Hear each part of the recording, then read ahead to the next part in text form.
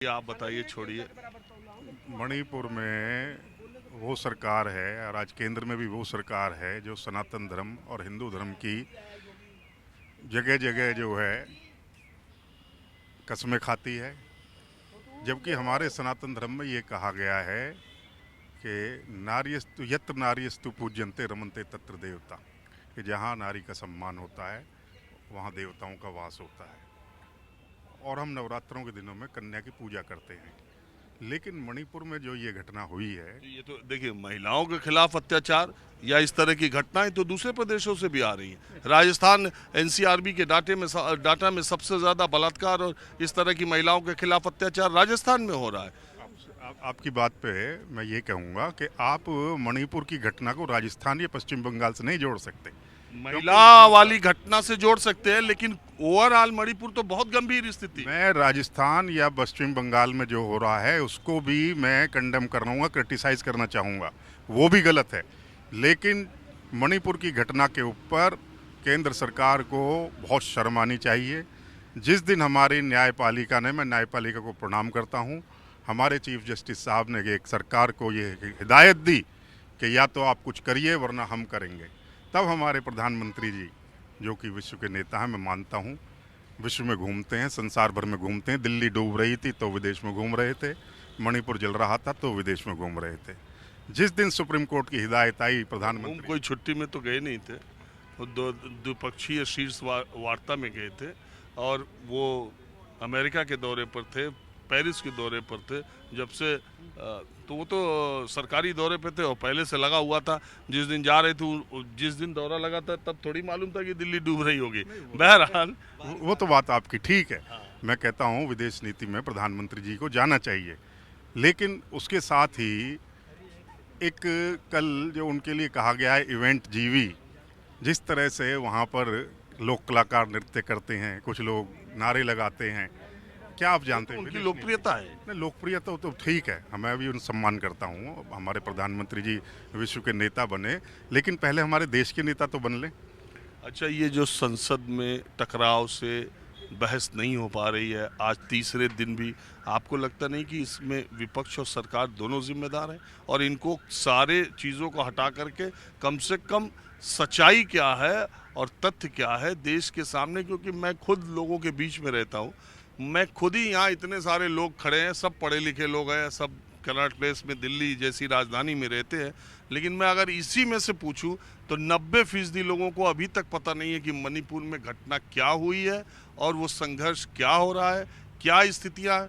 वो सिर्फ लोग ये समझते हैं कि वो मणिपुर के जो औरतों का वीडियो आ गया, औरतों के साथ बर्बरता हुई, सिर्फ उसी तक सीमित मानते हैं। नहीं, इसीलिए वो दूसरे राज्यों से उसकी तुलना करने लगते, क्योंकि उनको अगर ये बहस होती, अगर सरकार की तरफ से सारे फैक्ट फिगर रखे जाते, विपक्ष के लोग अपनी अपनी बात कहते, तो शायद पूरे देश को पता चलता कि ये मामला है कितना गंभीर।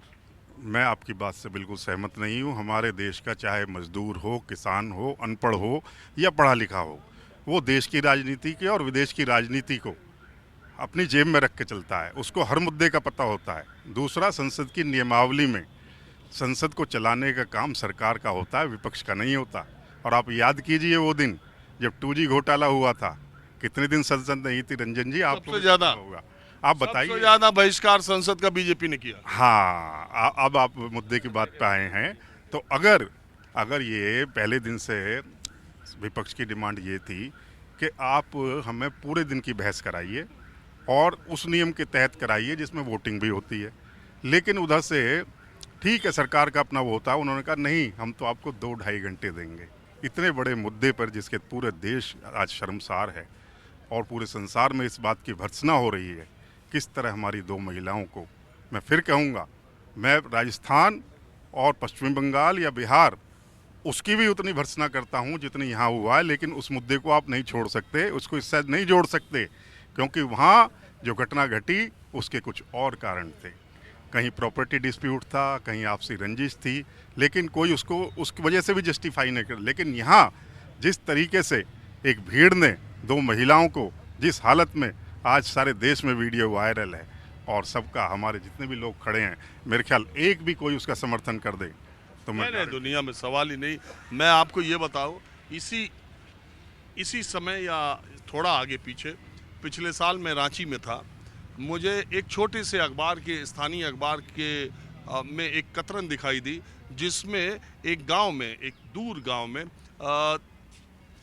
चुड़ैल समझकर गांव वालों ने एक एक कर उस गांव की 3 महिलाओं को पत्थर से मार डाला, पत्थर से कूच कूच के मार डाला। मैं जब वो खबर मैंने पढ़ी तो मैंने सोचा कि अब आप मुझे पक्का यकीन है कि ये खबर बहुत सारे लोगों को देश में नहीं पता होगी। मैं जब रांची से करीब 80 किलोमीटर दूर वहाँ थाने में पहुँचा तो वहाँ थाने में 2-3 सिपाही थे। पता चला कि कुछ अपराधियों को, कुछ आरोपियों को थानाध्यक्ष पकड़ करके रांची ले करके गए। मैंने थानाध्यक्ष को फ़ोन किया कि मैं उस गांव जाना चाहता हूं।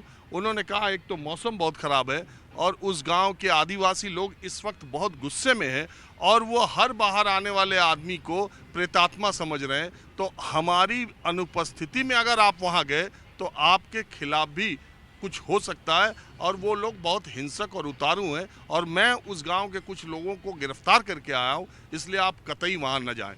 मैं वापस आ गया हालात को देख के, लेकिन मैं आज तक सोचता हूं कि 3 महिलाओं को चुड़ैल समझ करके वहां सांप काटने की कोई घटना किसी लड़के की घटी थी, जिसमें एक बच्चे को सांप ने काटा, उसकी मौत नहीं हुई, दूसरे बच्चे को सांप ने काटा, उसकी मौत हो गई। तो वहाँ किसी ये तंत्र मंत्र करने वाले ने उस गांव में कहा कि जिस बच्चे की डेथ नहीं हुई उसकी माँ चुड़ैल है और वो दूसरे बच्चों में वो जहर फैला दे रही। इस तरह की कोई बात आई।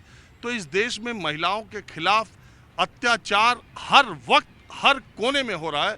रिपोर्ट कितना होता है, सामने कितना आता है, ये अलग बात है। तो महिलाओं के अत्याचार पर तो देश को शर्मसार होना ही चाहिए और इस पर चर्चा भी करनी चाहिए। लेकिन सवाल है कि क्या सत्ता पक्ष और विपक्ष के बीच टकराव की वजह से मणिपुर पर संसद में चर्चा होगी या नहीं होगी, और आम लोग मणिपुर की समस्या की गंभीरता के बारे में भी कितना जानते हैं और कितना मानते हैं कि सरकार ने जो कदम अभी तक उठाए वो ना काफ़ी हैं या अपनी समझ से जो किया वो ठीक है। आप क्या मानते हैं?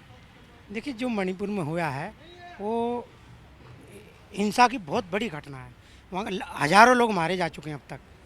ये घटना 4 जुलाई को हुई है और 4 जुलाई का अभी 4-5 दिन पहले ये वीडियो वायरल है। 4 मई की 4 जुलाई की घटना है ये। 4 मई की मई, सॉरी माफ़ कीजिए, हाँ 4 मई की जो महिलाओं के साथ 18 मई को तो केस हो गया था, 17-18 मई को तो वो एक्शन तब हुआ जब ये वीडियो वायरल हुआ। मैं बता रहा हूँ आपको, जो घटना हुई इतने दिन सरकार कहाँ से हुई थी? वीडियो वायरल हो रहा है अभी तत्काल में, 4-5 दिन पहले वीडियो वायरल हुआ। और ये जो हिंसा की जो बात है, और हिंसा बहुत बड़ी हिंसा हुई, हज़ारों लोग मारे गए, लाखों लोग बेघर हो गए। और वहाँ अभी 2-3 दिन पहले ये पता चला है कि एक स्वतंत्रता सेनानी जिनकी उम्र लगभग 80 साल बताई जा रही है, उनको भी जिंदा जला दिया गया है। ये कितनी बड़ी घटना है। वो महिला जो उनकी जो पत्नी है, वृद्धा, करगिल में देश की तरफ से लड़े जवान ने ये बात ऑन रिकॉर्ड कही कि देश की लड़ाई के लिए हम तो रहे, लेकिन हम अपने घर में अपनी महिलाओं को, उनकी इज्जत को नहीं बचा पाए। मणिपुर में ऐसे हालात है। बहरहाल मैं ये जानना चाह रहा हूँ कि क्या आम लोगों में मणिपुर की कोई चर्चा है, या जब चर्चा होती है तो राजस्थान, मध्य प्रदेश, इधर उधर की महिलाओं के अत्याचार की घटना के साथ होने लगी है?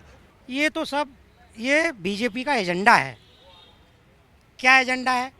बीजेपी जो है मणिपुर की जो महिलाओं की जो ये वीडियो वायरल है, उस घटना को राजस्थान से जोड़ रही है। ये बीजेपी उठा रही है, हम लोग नहीं उठा रहे। आम आदमी नहीं उठा रहा। भाजपा जो है इसे सब मुद्दा बना रही है कि अगर मणिपुर में है तो राजस्थान में भी तो हो रहा है, बंगाल में भी तो हो रहा है। ठीक है, बंगाल में और राजस्थान में उस सरकार महिलाओं के खिलाफ अत्याचार एक अलग मुद्दा है। हाँ। मणिपुर का मुद्दा अलग है। मैं बार बार कहता हूँ, क्यों 12 वहाँ पर पूरा राज्य कर्फ्यू में है, पूरे राज्य में इंटरनेट बंद है, वहाँ 2 समुदायों में ऐसा संघर्ष है। मैं बार बार कहता हूँ, वहाँ 1 लाख सेना आपको भेजनी पड़ी, वहाँ के सारे थानों से हथियार लूट लिए गए, राइफल बंदूकें लूट ली गई। गृह मंत्री की अपील के बावजूद लोगों ने हथियार वापस नहीं किए। आम आदमी हथियार लेकर के इधर उधर घूम रहा है, जहाँ चाह रहा है वहाँ आग लगा रहा है, गोलीबारी कर रहा है। उस स्टेट से आप दूसरे आपराधिक घटनाओं की तुलना करें, ये तो ठीक नहीं। वही तो मैं कह रहा हूँ मैं बार बार आपसे यही तो कह रहा हूँ कि जो बाकी स्टेटों से जो घटना को जोड़ा जा रहा है वो गलत है, वो बीजेपी का एजेंडा है। मैं बार बार आपको ये आप बात किस पार्टी से? मैं किसी पार्टी से नहीं हूँ, मैं जर्नलिस्ट हूँ और ये बीजेपी का एजेंडा है। बीजेपी जो है सिर्फ और सिर्फ देश को गुमराह करने का काम कर रही है कि देश का आम नागरिक मणिपुर की घटना को ना समझ पाए कि मणिपुर में किस तरह के हजारों लोग मारा गया, किस तरीके से वहाँ का जो लाखों आदमी बेघर हो गया है। ये बीजेपी सिर्फ और सिर्फ एजेंडा है भाजपा का।